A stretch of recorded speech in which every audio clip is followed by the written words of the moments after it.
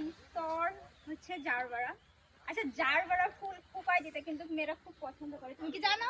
অবশ্যই। কারণ তোমার বউ খুব পছন্দ করে এই দুই সাইড জারবারা, মানে জারবারার সব কালার আছে। এটা এই কালারটা দেখো, একদম হট পিঙ্ক কালার। এটা কিন্তু একদম hot pink colour, hot pink. হ্যাঁ, হট পিঙ্ক কালার। এটা ইয়েলো আছে, হালকা পিঙ্ক আছে, রেড আছে, মানে প্রচুর কালার।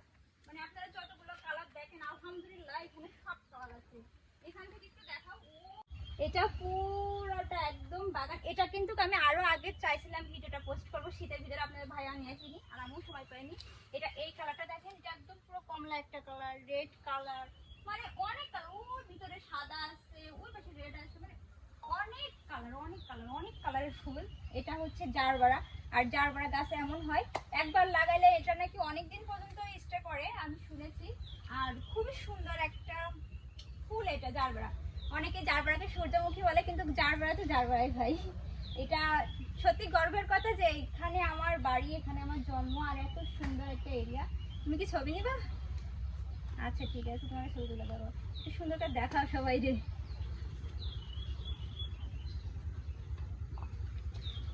দারুণ হয়ে গেছে, অতিরিক্ত ফুটে দেখি তো। এই ওষুধ জড়ালে গো বন্ধু,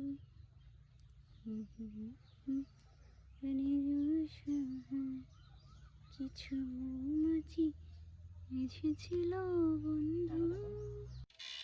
যারা বলে ফুলের জন্য বিখ্যাত গদখালি, একবার ঝিনেদা জেলায় আসবেন, দেখে দেবো ফুল কেমন আছে আমাদের এলাকায়।